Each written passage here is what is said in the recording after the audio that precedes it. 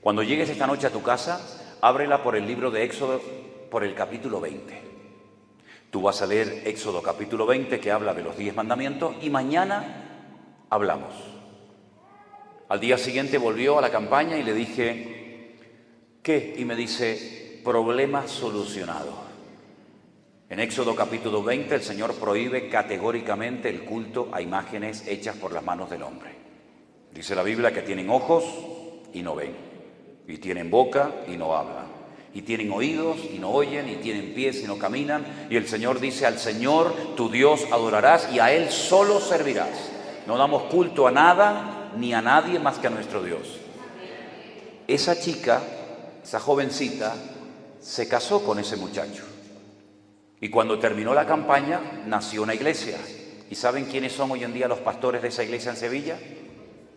Esa parejita, para la honra y para la gloria del Señor. Fuerte ese aplauso al Señor. Eso lo hace Dios. El poder de la palabra que cambia las vidas. Aleluya. Y en esa campaña resulta que había 2 hermanas norteamericanas que habían venido para ayudar a repartir folletos, para atender a la gente nueva, para hacer reuniones con la cantidad de niños que venían todas las tardes a los cultos. Y estas hermanas, yo les conté de mi carga, de mi deseo, del sueño que yo tenía algún día de poder venir a Sudamérica a predicar la palabra. Y ellas me dijeron, pues cuando termine esta campaña, nosotros nos vamos a ir como misioneras a Quito, a Ecuador. Y yo decía para mí, uy, yo quiero ir con ellas.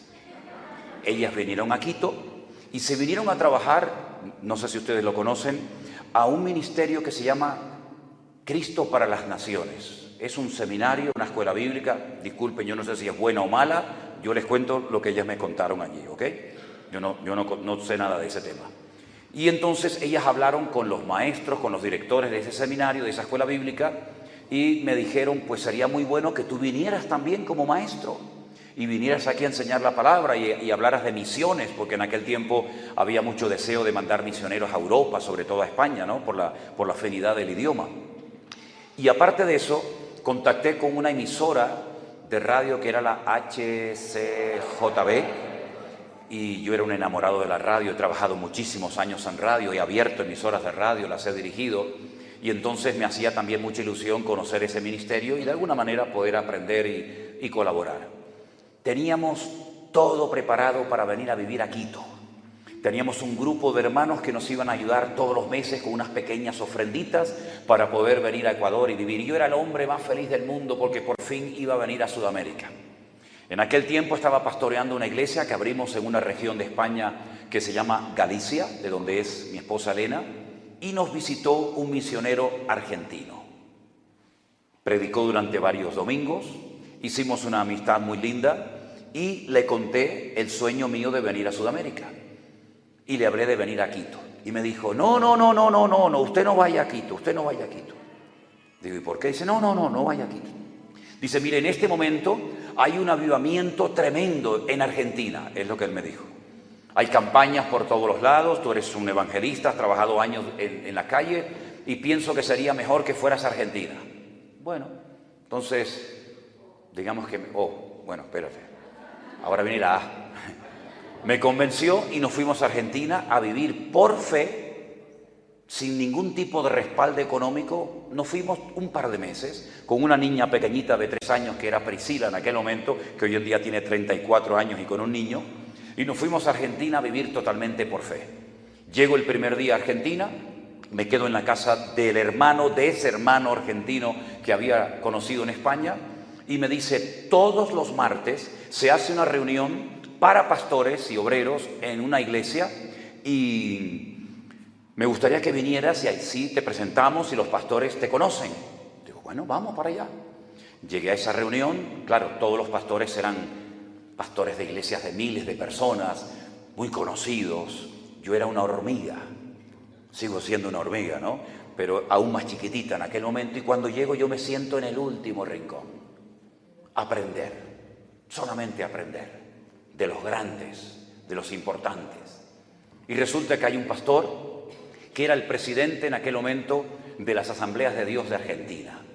Y dice, tenemos hoy a un es un hermano español, un pastor, que está entre nosotros, le vamos a dar el honor hoy de que nos predique la palabra. A mí me temblaban las piernas de arriba abajo. Digo, yo, predicarle a los pastores cuando yo he venido aquí a aprender, yo no soy nada. Entonces prediqué. Cuando terminé de predicar, llegué a mi casa, yo llevaba una agenda pequeñita, y le digo a Elena, Elena, mira, tengo invitaciones para 3 meses, predicaciones todos los días. Y me dice, 3 meses, será 3 días. Digo, no, 3 meses.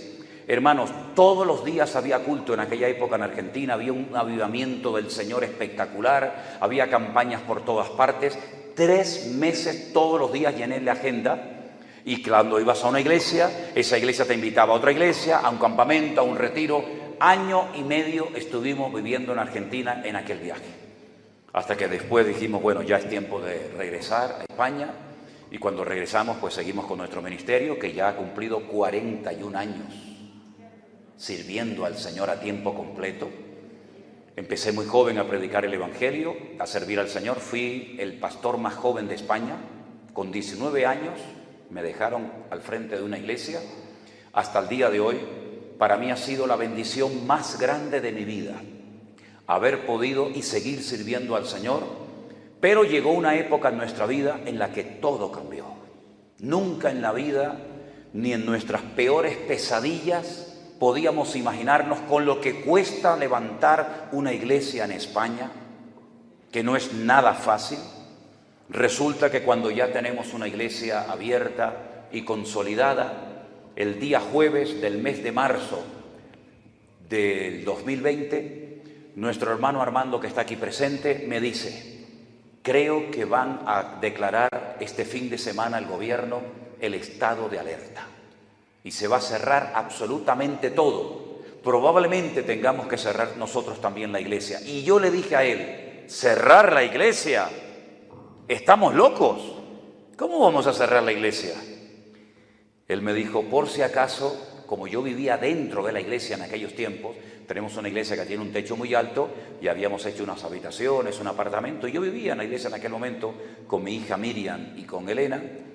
Efectivamente, queridos hermanos, el presidente del gobierno salió en televisión y declaró el estado de alarma. Se cierra todo. No hay aviones, no hay barcos, no se pueden abrir los colegios ni las iglesias, absolutamente nada.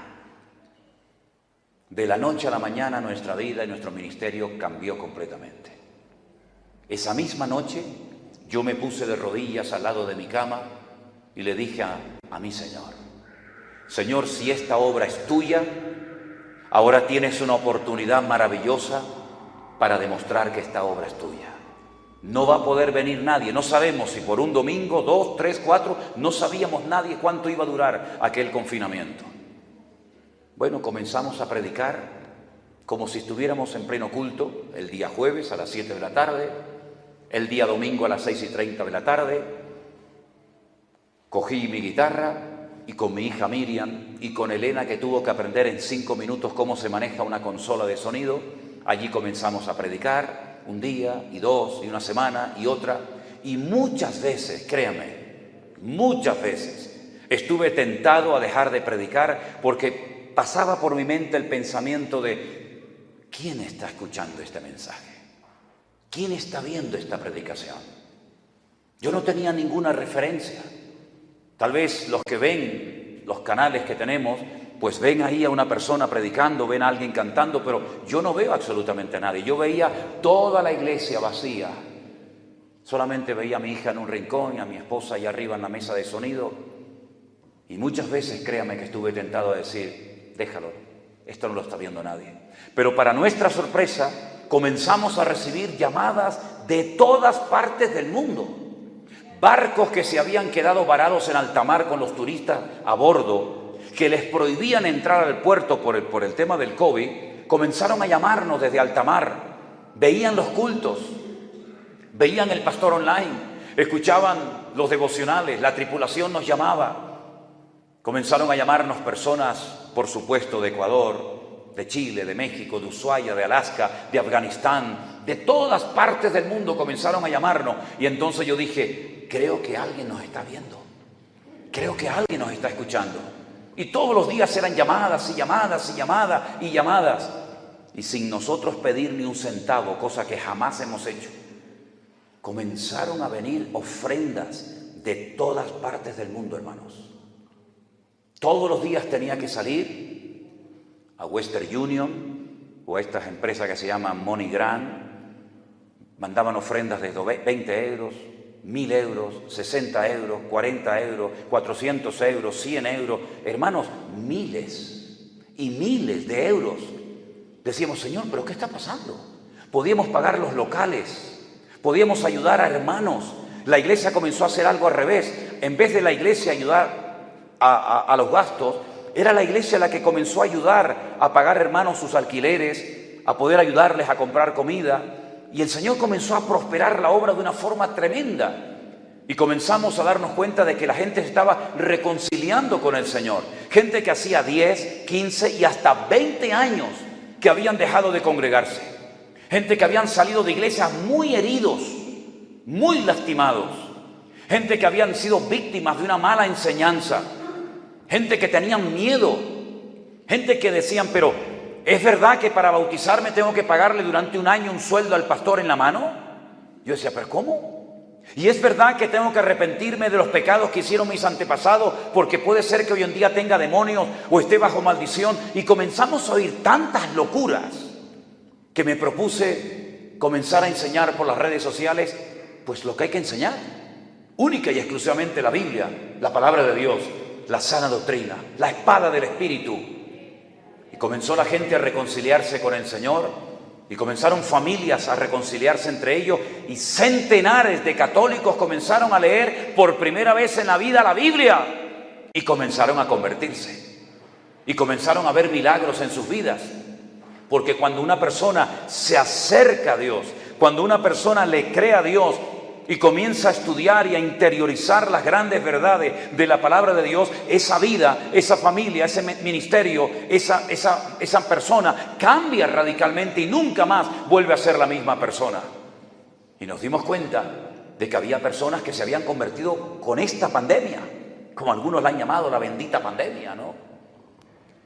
Y entonces me pregunté, Señor, ¿y qué vamos a hacer con toda esta gente? ¿A dónde los vamos a mandar? Si hay personas que donde viven no tienen iglesias. Hay personas que donde viven a lo mejor tienen una iglesia, pero de una doctrina terrible. Y entonces oré al Señor y clamé a Él. Y le dije, Señor, muéstrame, dame sabiduría. Y el Señor puso en mi corazón a hacer la iglesia virtual. Algunos se reían y algunos critican diciendo, eso es antibíblico. Eso no tiene ningún fundamento bíblico. Que la gente se quede en su casa a escuchar la palabra. Tenemos hermanos que son tetraplégicos, que llevan años postrados en su cama, que no pueden salir de sus hogares. Y en un principio la idea era ayudar a esas personas, paralíticos, enfermos, que no podían salir de sus hogares. Hermanas que viven en Canadá, 40 grados de temperatura bajo cero, que no pueden desplazarse, personas ancianas. Y ese fue el objetivo inicial. Pero comenzaron a agregarse y agregarse personas de todas partes del mundo. ¿Y saben lo que ha ocurrido? En el buen sentido de la palabra, una revolución para la honra y para la gloria del Señor. Miles para la gloria de Dios. Dios ha hecho la obra y la sigue haciendo. ¡Aleluya! Porque si Dios no es el que está apoyando esta obra, ¿quién lo está haciendo entonces? ¿Qué es lo que motiva a un matrimonio a estar 3 días conduciendo desde Perú para estar esta noche entre nosotros en este lugar? ¿Se puede poner ese matrimonio de pie esta noche, por favor? Demos un aplauso a estos hermanos. 3 días conduciendo, hermanos. Dios les bendiga. Dios les bendiga. Vengan para acá. Preséntense, hermanos. ¿Cómo se llama usted, hermana? Buenas noches, pastor. Yo se lo aguanto. Gracias. Sí. Buenas noches, mi nombre es María Carmen Sarastegui. Vengo desde Perú, tengo 3 años de haberme convertido al Señor. Estoy viva por la misericordia de Dios, porque yo debo haber estado muerta hace 1 año. En el coma y casi me muero. Wow. Pero para la gloria y honra del Señor estoy acá para dar testimonio y para decir que Dios existe, que Dios es vivo y, como decía la alabanza, para siempre su misericordia. Aleluya. Gloria a Dios. Dios ha restaurado mi vida. Amén, amén. Yo tenía, mi pastor, que predicó sobre tener una vida en orden. Mi esposo y yo éramos ultracatólicos. ¿Oh, sí? Ultracatólicos. Pero Más católicos que el Papa. creo que más católicos que el Papa. Pero el Señor me tocó, Tremendo, me tocó un 31 de diciembre del 2018 a las 8:30 de la noche en mi habitación. Y caí rendida a Él. Wow. Y me dijo literalmente que deje toda mi vida pasar y que empiece a caminar Gloria a Dios. bajo la luz de su palabra. Y eso fue Tremendo. lo que hice. Y bueno, y mi esposo que está acá. ¿Cómo se llama usted, hermano? Arístides. Hermano, yo les quería preguntar, sinceramente, ¿qué les motiva a ustedes para venir 3 días conduciendo y 3 días de vuelta? Sí. Porque no se van a quedar a vivir acá, ¿no? No. Tienen que volver. Tenemos que regresar. ¿Qué les motivó a ustedes venir aquí hoy, esta noche, estos días? Le voy a decir, en primer lugar, escuchar la palabra de Dios de nuestro pastor, porque lo consideramos nuestro pastor. Cuando yo Tremendo. empecé a escuchar la primera predica que fue sobre el orden mundial, Oh, sí. el nuevo orden mundial, el Señor puso en mi corazón el poderlo conocer. Y con mi esposo conversamos este Tremendo, año de poder ir el año que viene a Islas Canarias a Wow. conocerlo. Gloria a Dios. A conocerlo. Y Pues se ahorraron el pasaje, vine yo a visitarles. A ¿Qué les parece? a eso iba, Qué maravilloso, ¿no? Porque sacamos cuentas, ahora sabemos cómo está la economía en todo el mundo, sacamos Sí, cuentas. cierto. Y bueno, y eran unos buenos miles de euros. Sí, Señor. Pero el Señor es bueno y misericordioso y su amor es infinito. Entonces, Él hizo que el pastor venga. Cuando vi que venía a Colombia, luego vi Ecuador, Quito, y dije, no, nosotros nos vamos. Y en ese mismo día me puse en contacto con el hermano Steven. Le escribí, me contestó, me matriculé. Qué bueno. Y venimos, como dice, 3 días. Salimos el lunes 9:30 de la mañana. Wow. Llegamos anoche a las 7 de la noche. Increíble. Y aquí Increíble. estamos para Gloria a Dios. Amén. ¿Quiere decir algo? Tremendo, ¿eh? Tremendo. Qué barbaridad. Sí, Señor. Qué bueno, hermano. Fuertes aplausos al Señor. Una bendición, de verdad. Una bendición. Aleluya. Qué lindo. Gloria a Dios. Aleluya. Tremendo, hermanos. Tremendo. Lo que hemos visto en estos 2 últimos años no lo habíamos jamás ni siquiera imaginado, queridos hermanos. Créame, de verdad, ¿eh? Jamás.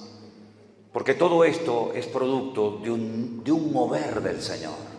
Está trayendo como un renuevo, una frescura a los que siempre tuvieron hambre por las cosas de Dios. Yo he dicho muchas veces, y probablemente ustedes, algunos lo recordarán, que en marzo del 2020, cuando comenzó todo esto que afectó a todas las naciones de la tierra, nunca se habían cerrado todas las iglesias del mundo, jamás. Las evangélicas, las católicas, nadie podía salir a ninguna parte. En España solamente se podía salir al supermercado a comprar o a pasear al perro. Y nunca le di tantas gracias a Dios por mi perro como en aquellos días. Lo tenía agotado. Lo sacaba por la mañana, por la tarde, por la noche. La gente llamaba para alquilar los perros para poder pasear por las calles, hermano. Créame. La gente que odiaba a los perros se hicieron amantes de los perros, porque era la única posibilidad de poder salir a la calle un poco, ¿no? Pero mis queridos hermanos, en estos 2 años hemos visto tanta bendición del Señor. Una de las frases que más he oído, cuando dicen los hermanos, se me cayeron las escamas de los ojos. Por fin entendí para lo que vino el Señor. Por fin entendí el Apocalipsis. Por fin entendí tantas cosas que nunca en mi vida me habían explicado. He bautizado en estos días a un grupo de hermanos y una de las personas que más me impactó, una señora de más de 80 y tantos años.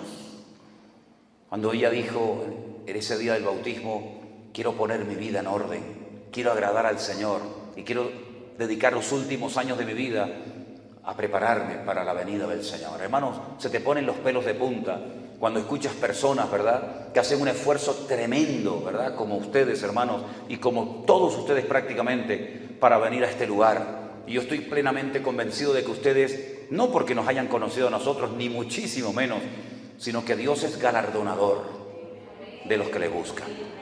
Y créame que como pastor les digo sinceramente esto. Apláudele al Señor si quiere. Y créame que como pastor, muchas veces, cuando la gente me llamaba y me contaba todo lo que habían padecido, todas las falsas doctrinas, todas las cosas terribles que se han metido en las iglesias, contaminándolas, etcétera, etcétera, yo decía, Señor, ¿hasta cuándo? ¿Hasta cuándo, Señor? Yo cuando me convertí hace muchos años atrás, el evangelio era una maravilla. Era todo tan simple, tan sencillo, tan bonito. Lea la Biblia, ore, busca al Señor y ya está. Y no había tanto lío y tanto rollo que tienen que hacer esto, que tienen que hacer. He visto hermanos agotados en las iglesias. Venga reuniones y he visto hermanas que han perdido sus hijos y sus matrimonios por atender más la obra del Señor que atender a su marido y atender a su familia. He visto pastores que se han agotado tratando de servir al Señor y han perdido lo más hermoso que tienen unos padres, como son sus hijos. Y yo ante todo esto yo decía, pero Dios mío, pero haz algo, Señor. Y yo no digo que solamente a mí me haya escuchado el Señor, seguramente más de uno también lo habrá hecho y pedido. El Señor dijo, basta, todo el mundo dentro de las casas. Y el Señor nos dio tiempo para reflexionar qué estábamos haciendo con nuestras vidas. ¿Por qué creíamos lo que creíamos? ¿Por qué predicábamos lo que predicábamos? Y esos que decían siempre, es que no tengo tiempo para orar porque estoy tan ocupado y no tengo tiempo para leer la Biblia, ni siquiera para ir al culto, pues ya verás cómo vas a tener tiempo. Y el Señor nos paró a todos. Y ahí tuvimos tiempo para reflexionar, y ahí tuvimos tiempo para orar y para tener comunión en la familia. Y tuvimos tiempo para oír la voz de Dios. Porque el pueblo de Dios habla y pide y canta y reprende y declara y tantas cosas. Pero yo pregunto, ¿y a Dios cuándo lo oímos? Porque si además se ha dejado de predicar la palabra y los cultos de muchas iglesias se han convertido en teatros, en circos, en grandes megaconciertos, ¿cuándo oímos como iglesia la voz de Dios? ¿Es que acaso no dice el Señor a su pueblo, el que tiene oídos para oír, oiga lo que el Espíritu dice a la iglesia? Lo dice 7 veces, para que no haya ninguna duda de que Dios quiere hablar y comunicar cosas a su pueblo. Pero su pueblo está tan ocupado en tantas actividades, tan entretenido en tantas cosas, que se olvidan que lo principal no es atender tanto la obra del Señor, sino pasar más tiempo con el Señor de la obra. Y mis queridos hermanos, leyendo en estos días el mensaje del Señor a la iglesia de la Odisea, yo pensaba, digo, Señor, esto que le pasó a esta iglesia, ¿cuántas iglesias están viviendo esta realidad? En el libro del Apocalipsis, queridos hermanos, el último mensaje que el Señor le da a la iglesia de la Odisea, le dice así. Mientras están buscando ese texto en Apocalipsis capítulo 3, permítame decirles que el libro del Apocalipsis no se escribió para asustar al creyente, sino todo lo contrario. El libro del Apocalipsis es verdad que tiene un lenguaje diferente a los demás libros de la Biblia. Aparecen una serie de cosas que no aparecen en ninguna otra parte de la Escritura, pero se escribió como una revelación del Señor Jesucristo a la iglesia, para que la iglesia supiera cómo tenía que comportarse en los tiempos finales, para que la iglesia no estuviera distraída ni despistada, sino que supiera en todo momento discernir e interpretar adecuadamente las señales de los tiempos. Y el Señor decide escoger a 7 iglesias, que hoy en día, dicho sea de paso, no existe ninguna de ellas, porque todas estaban en lo que hoy en día es Turquía. Y Turquía es un país 100% musulmán. No digo que no haya cristianos, pero estas iglesias como tal ya no existen. Pero en aquel momento eran iglesias importantes. Probablemente todas, directa o indirectamente, fueron fundadas por el apóstol Pablo y sus compañeros de viaje, como Silas, Timoteo, Tíquico, etcétera, etcétera, ¿verdad? Él utilizó la iglesia de Éfeso como la base, como la iglesia madre, y de ella salieron obreros a todas partes y fundaron iglesias en Sardis, en Tiatira, en Filadelfia, en la Odisea, en Pérgamo y en muchas poblaciones. Y cada iglesia era diferente, ninguna perfecta, ninguna completa, pero todas recibieron su respectivo mensaje. y a la última de todas, a la iglesia que más se asemeja, a la iglesia que más se parece a la iglesia del siglo XXI, le dice esto el Señor. Escríbele al ángel de la iglesia en la Odisea y dile: he aquí el amén, el testigo fiel y verdadero, el principio de la creación de Dios, dice esto: yo conozco tus obras, que no eres frío ni caliente. Ojalá fueses frío o caliente. Pero por cuanto eres tibio y no eres frío ni caliente, te vomitaré de mi boca. Porque tú dices: yo soy rico y me he enriquecido y de ninguna cosa tengo necesidad. Y no sabes que tú eres un desventurado, miserable, pobre, ciego y desnudo. Por tanto, yo te aconsejo que de mí compres oro refinado en fuego para que seas rico, y vestiduras blancas para vestirte, y que no se descubra la vergüenza de tu desnudez, y unge tus ojos con colirio para que veas. Yo reprendo y castigo a todos los que amo. Sé pues celoso y arrepiéntete. He aquí yo estoy a la puerta y llamo. Si alguno oye mi voz y abre la puerta, entraré a él, cenaré con él y él conmigo. Y al que venciere le daré que se siente conmigo en mi trono, así como yo he vencido y me he sentado con mi Padre en su trono. Y termina, como siempre termina el mensaje a las iglesias: y el que tiene oídos para oír, que oiga lo que el Espíritu dice a las iglesias. ¿Cuántos dicen amén? Cierre sus ojos un instante, por favor. Amado Padre Celestial, gracias por esta noche gloriosa, esta noche en la que hacemos historia, Señor. Esta noche que estaba en tu corazón desde hace mucho tiempo, Señor, pero que ahora nos permites disfrutar todos juntos en armonía. Así como tú le decías a tus iglesias antaño que tenían que oír la voz de tu Espíritu hablando, yo te pido, Señor, que en esta noche nos hables y que oigamos tu voz y que estemos atentos a la instrucción, a la reprensión si hace falta, a la exhortación, porque yo quiero, Señor, que todos los presentes que estamos aquí y los que después algunos vean este mensaje puedan decir: hoy el Señor habló a mi vida. Nos ponemos en tus manos, Señor, en el nombre de Jesús. Amén y amén. Este libro lo escribe Juan, el discípulo amado, aquel que se atrevió a poner su cabeza en el costado del Señor y oír el latido de su corazón. Aquel que se atrevió a decirle: ¿quién es el que te va a entregar, maestro? Cuando todos los que estaban sentados esa noche a la mesa le dijeron al Señor: ¿seré yo? ¿Seré yo? Juan no hizo esa pregunta. Juan sabía perfectamente que él no iba a traicionar ni a vender al Señor. Juan le dice al Señor: ¿quién es, Señor? Y él recibió en aquel momento, sentado en aquella mesa en Jerusalén, la revelación del traidor, de quién iba a traicionar y a vender al Señor por 30 piezas de plata. Judas Iscariote. Y ese hombre que llegó un día a decirle al Señor: Señor, ¿quieres que ore para que caiga fuego del cielo y destruya a esta población? Ese hombre que el Señor le dijo: eres como el trueno, impetuoso, violento, agresivo, hijo del trueno. A ese que lo denominó y lo catalogó así, después lo conoceríamos como el discípulo del amor.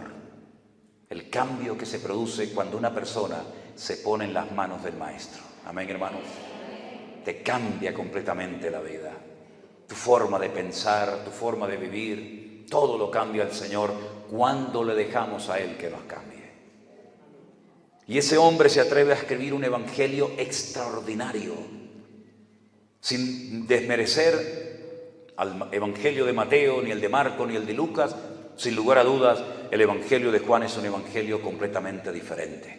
Si no fuera por ese evangelio, nunca sabríamos que Jesús mantuvo una larga y profunda conversación a solas con una mujer junto al pozo de Samaria, la famosa mujer samaritana. Aquella mujer que le dijo: me parece que tú eres profeta. Era mucho más que un profeta. Aquella mujer que no se ofendió cuando le dijo el maestro: llama a tu marido, dile que venga. Y ella le dice: es que yo no tengo marido. Y el Señor le dijo: muy bien la respuesta, porque 5 has tenido y el que ahora tienes no es tu marido. ¿No les llama la atención que salió a las 3 de la tarde con el calor abrasador de esas tierras a buscar agua y que no había nadie? A nadie se le ocurría salir a esas horas tan calurosas a buscar agua, pero era la hora a la que ella podía salir y ninguna mujer del pueblo la insultaría mientras la viera por la calle. Cuando el Señor Jesucristo le dice a aquella mujer: dame de beber, y ella se queda sorprendida porque primero un hombre nunca en aquella cultura le iba a pedir nada a ninguna mujer, menos siendo samaritana. De hecho, ella le dice: ¿cómo tú siendo judío me pides a mí un vaso de agua? Y entonces el Señor le dice aquella frase célebre: si tú supieras quién habla contigo, tú le pedirías que te diera agua viva. Y se produce una conversación extraordinaria solamente en el Evangelio según San Juan. Nunca Marcos nos dijo nada de esto, ni Lucas, ni Mateo, solamente Juan. Si no fuera por este anciano, por este viejito llamado Juan, nunca sabríamos que en Jerusalén había un estanque llamado el estanque de Betesda, donde había multitud de enfermos esperando el movimiento del agua, que por cierto nunca se producía, porque preferían esperar en esa leyenda de aquella época que ir al templo, que era una cueva de ladrones, donde hacía muchos siglos que el Señor había retirado su gloria de ese lugar. Si no hubiera sido por Juan, nunca hubiéramos sabido eso. Si no hubiera sido por este hombre, nunca sabríamos que Jesús resucitó a un hombre después de 4 días de estar sepultado en un cementerio, su íntimo amigo Lázaro. Si no hubiera sido por Juan, nunca sabríamos que el Señor escupió, hizo lodo, barro y se lo untó en los ojos a un pobre ciego de nacimiento y lo mandó a la otra punta de la ciudad, no al estanque de Betesda, sino al estanque de Siloé, y cuando regresó viendo. Es decir, Juan era un hombre muy detallista, que se daba cuenta de que el Señor Jesucristo no solamente tenía tiempo para las multitudes, para atender a las masas, sino también para atender a la gente, individualmente hablando. A la viuda, al huérfano, al niño, al religioso, a la pecadora, etcétera, etcétera. Y ese hombre que conoció tan de cerca al Señor, que fue el único de los 12 discípulos que murió de muerte natural, el Imperio Romano intentó matarlo en más de una ocasión, de muchas formas, pero no lo consiguió. El Señor lo protegió porque le había dado una promesa. La promesa se encuentra en el último capítulo del Evangelio según San Juan, capítulo 21. Yo quiero que Él quede hasta que yo venga. ¿Se acuerdan? Y algunos discípulos dijeron: no va a morir, Juan no va a morir. Y Juan aclara y dice: el Señor no me dijo que no iba a morir.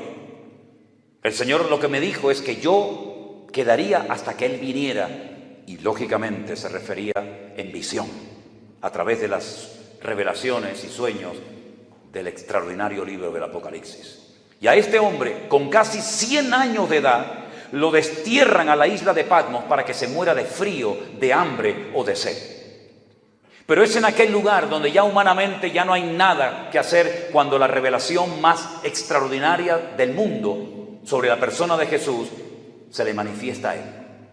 Hasta el punto que ese hombre que conoció tan de cerca al Señor, ese hombre que conocía cosas que nadie sabía, porque tuvo el privilegio de tener en su casa nada más y nada menos que a María, la madre del Maestro, las conversaciones, que habrán tenido hasta altas horas de la noche hablando del Señor.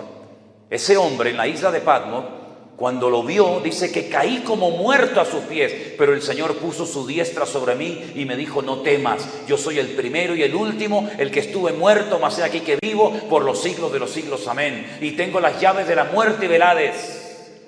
Escribe en un libro lo que va a suceder en el tiempo futuro. Y ahí viene el libro del Apocalipsis, un libro extraordinario, un libro con unas revelaciones magníficas que todavía hasta el día de hoy a más de uno lo dejan con la boca abierta. Y me produce muchísima tristeza y dolor en mi corazón cuando oigo creyentes que dicen: hermano, yo nunca, mientras me congregué en tal o en cual iglesia, nunca oí un estudio sobre el libro del Apocalipsis. No tenía ni idea de lo que significaba eso de los cuernos y los caballos que cambian de colores y los sellos y las trompetas y la marca de la bestia, etcétera, etcétera. Es una tragedia que la iglesia del siglo XXI haya perdido el conocimiento de uno de los libros más importantes que jamás se hayan escrito.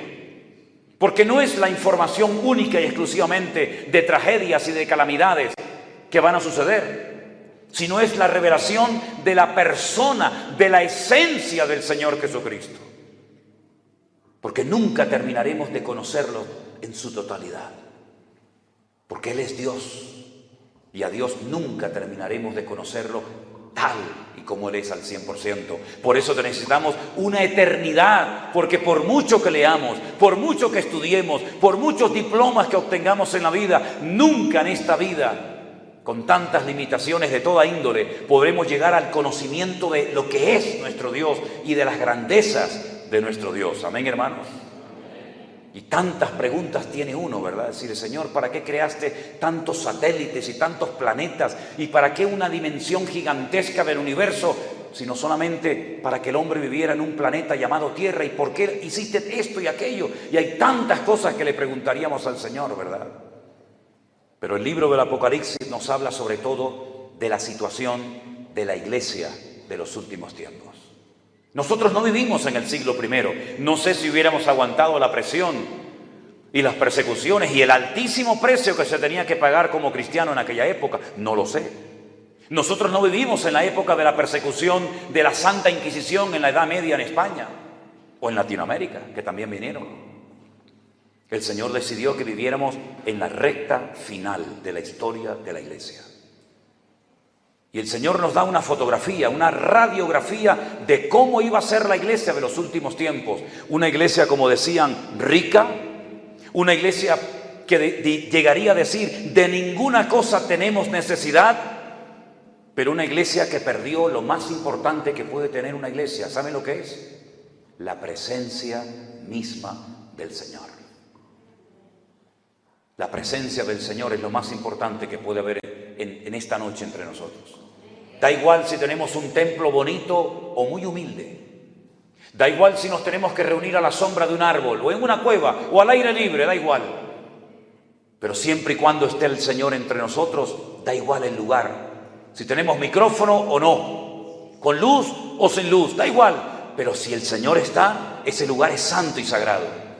Pero podemos tener la iglesia más lujosa del mundo, la catedral más llena de lujo, pero si no está el Señor, eso no sirve absolutamente de nada. Y eso fue lo que le pasó a la iglesia. No a un templo pagano de Corinto, no a un templo pagano de la época romana, no, a una iglesia cristiana como podríamos ser nosotros en esta noche. Perdieron la presencia del Señor y no se habían dado cuenta, que es lo peor. Porque cuando alguien pierde algo y se da cuenta, lo busca, ¿sí o no? Cuando alguien pierde el teléfono, las llaves o lo que sea, inmediatamente uno lo busca. ¿Ve dónde fue la última vez que lo usé? ¿Dónde estuve? Ah, fue allí. Pero cuando alguien pierde algo y no se da cuenta, es una tragedia.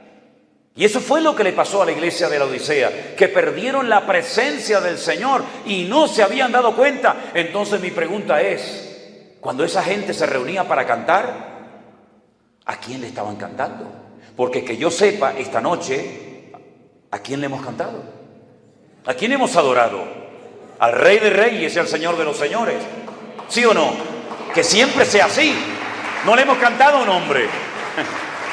No le hemos cantado a una imagen, a un santo. Le hemos cantado a Él que está aquí con nosotros en esta noche. Aleluya. Pero si el Señor no estaba en la iglesia de la Odisea, ese culto, ¿a quién se lo estaban celebrando? Qué tremendo, hermanos. Es que no es la primera vez que una persona pierde algo en la Biblia y no se da cuenta que lo ha perdido. Ya le pasó a Saúl.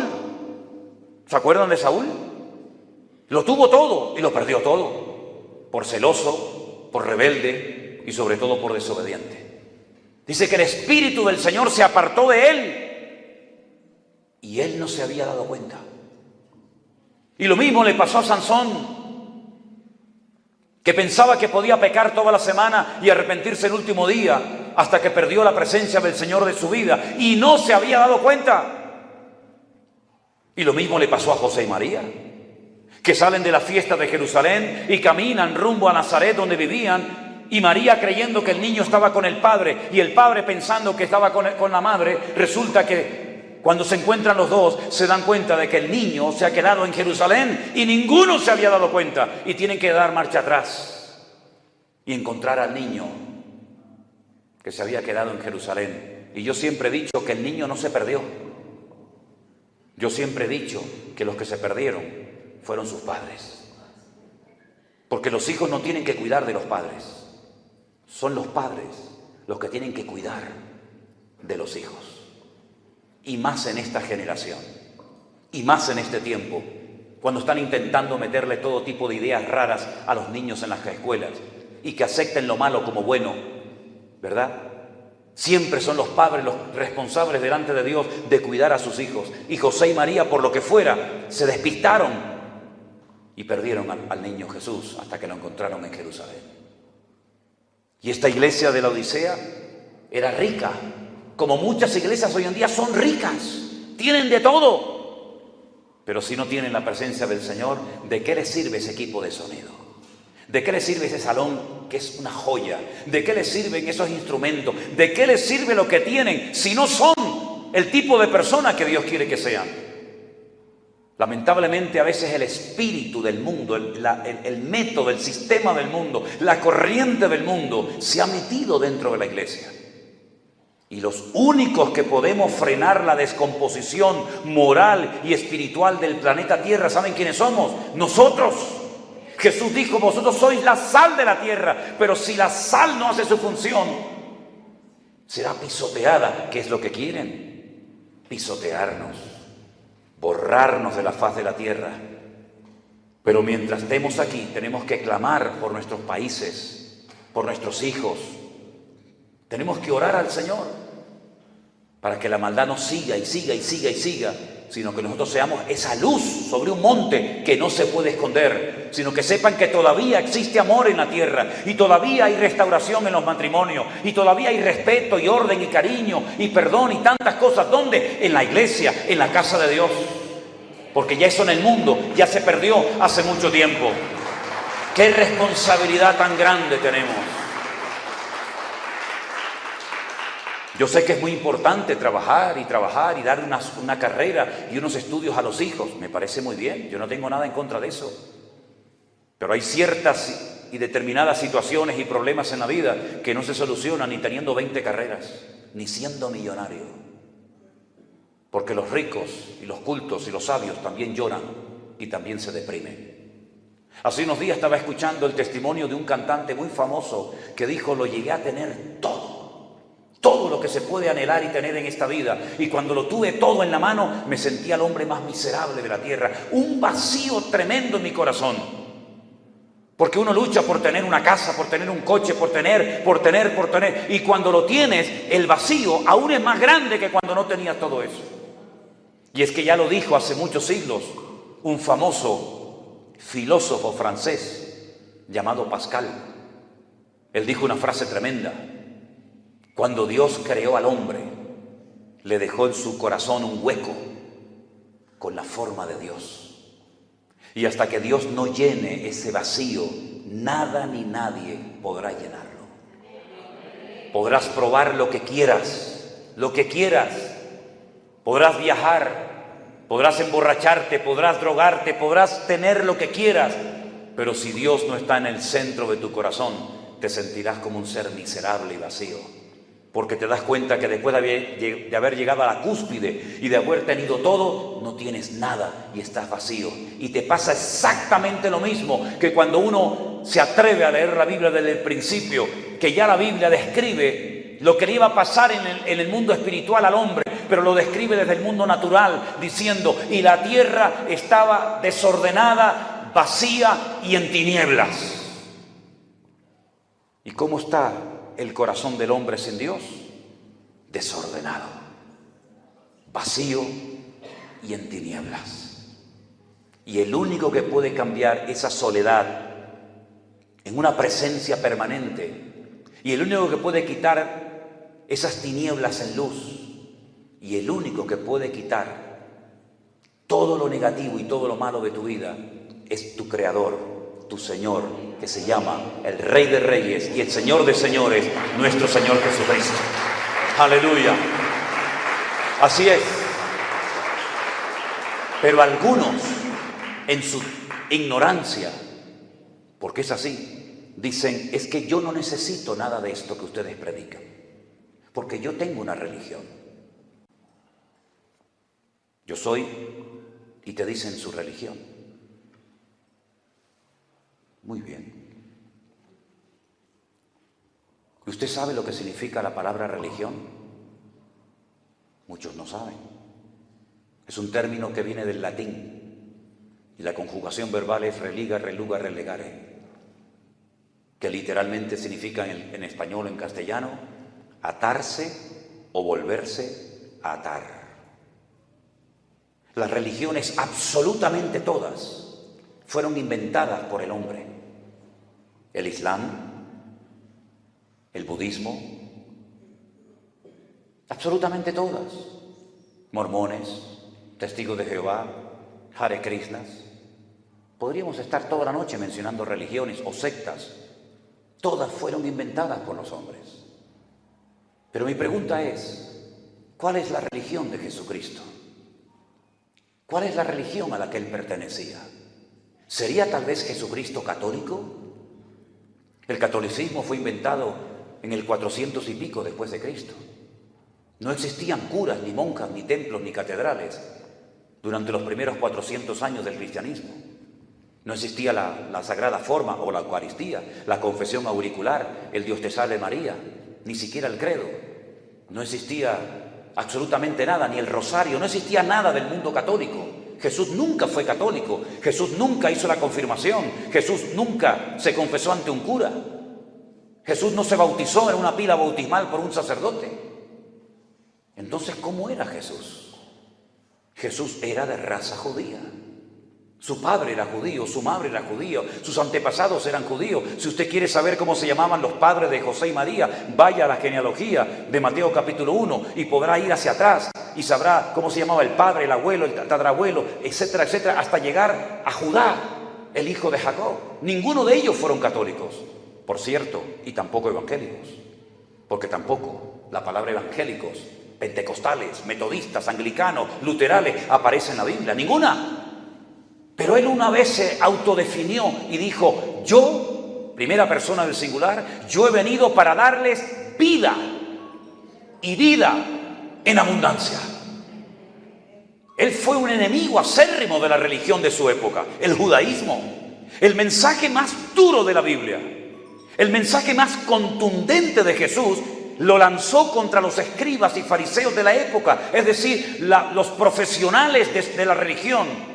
Mateo capítulo 21 los llama sepulcros blanqueados. Existía y existe hasta el día de hoy la costumbre en Israel de vez en cuando ir por los cementerios y pintarlos.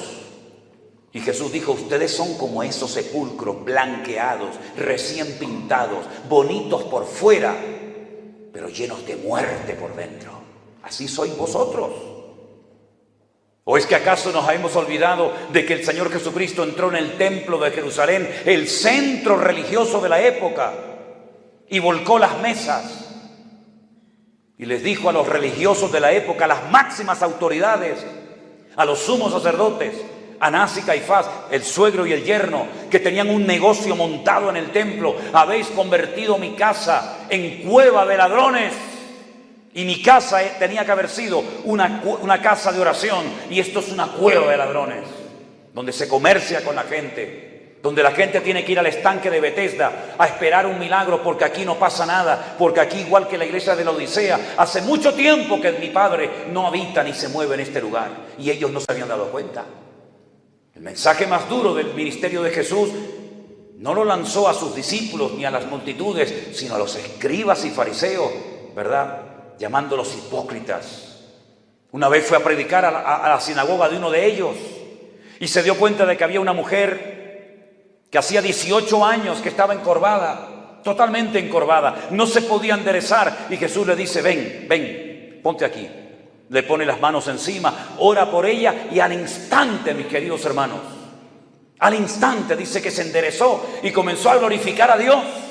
Después de 18 años de asistir a aquella reunión religiosa, el Señor la sanó y le cambió la vida. Y el principal de la sinagoga, en vez de haber dicho: gloria a Dios, qué tremendo, ¿puedes venir a predicar el próximo día? ¿Pueden venir, hermanos, para que este hombre ore por ustedes? No, dice que se enfadó con Jesús, se enfadó con el Señor, el santo, perfecto, varón de Dios. Y le dice a la gente: 6 días hay en los que pueden venir, pero no vengáis a la sinagoga en día de reposo. Para que ustedes sepan, los judíos solamente se reúnen un día a la semana, el Shabbat, el día de reposo. ¿Qué está diciendo este hombre? No vengan en el día de reposo, porque no los voy a atender. Vengan durante la semana, que tampoco los voy a atender, porque no tenemos reunión ni la puerta del templo abierta. Y Jesús se le queda mirando y le dice: tú eres un hipócrita. ¿Así era el Señor?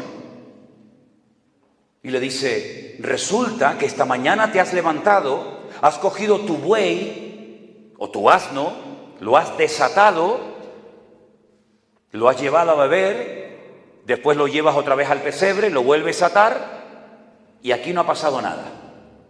Y resulta que a esta hija de Abraham, que ha asistido 18 años fielmente sin crearte ni el más mínimo problema, no le has prestado ni la más mínima atención, vengo yo y la suelto, rompo esa atadura satánica sobre su vida y te enfadas. Tú eres un hipócrita, hombre. Pero hermanos, ¿cuántas personas hoy en día le dan más derechos a un perro, a una foca, a una ballena, que a una criatura que está en el vientre de su madre, y lo tiran al cubo de la basura porque molesta? Ese es el mundo de hipocresía, de doble moral en el cual vivimos. Y los únicos que podemos marcar una diferencia somos los cristianos, los que hemos aceptado y recibido al Señor Jesucristo en nuestro corazón como nuestro Señor y Salvador personal. Pero si nosotros callamos, el Señor Jesucristo llegó a decir: pues las piedras tendrán que hablar, porque si ustedes callan ya no hay ninguna posibilidad de cambio en la sociedad. ¿Por qué la gente ha cambiado? ¿Por qué la gente ha pasado de muerte a vida? ¿Por qué la gente ha tenido el gozo y la paz en su corazón? Porque alguien ha predicado, porque alguien ha hablado de Cristo. Pero si calláramos, el mundo se iría al desastre más absoluto. ¿Qué es lo que intenta el mundo? Taparnos la boca. Que no hablemos, que no denunciemos el pecado. Incluso hay en algunas iglesias donde ya la palabra infierno, no hable de eso, pastor, porque la gente se enfada. No hable de pecado, no diga eso, porque hay unas cuantas personas en la iglesia que dan dinero, y si usted habla de pecado, se van a ir y perdemos dinero y ofrenda y poder adquisitivo. ¡Qué vergüenza! ¿A dónde ha llegado la iglesia del Señor? ¿Verdad? ¿No dice la Biblia que un día Jesús predicó y algunas personas se marcharon ofendidas? ¿Lo dice eso en su Biblia? Lo dicen todas las Biblias del mundo. ¿Qué hicieron los discípulos cuando notaron que mientras predicaba Jesús, la gente se levantaba y se marchaba muy ofendida con él? Maestro, hoy la gente se ha sentido muy ofendida contigo, como diciéndole: afloja un poco.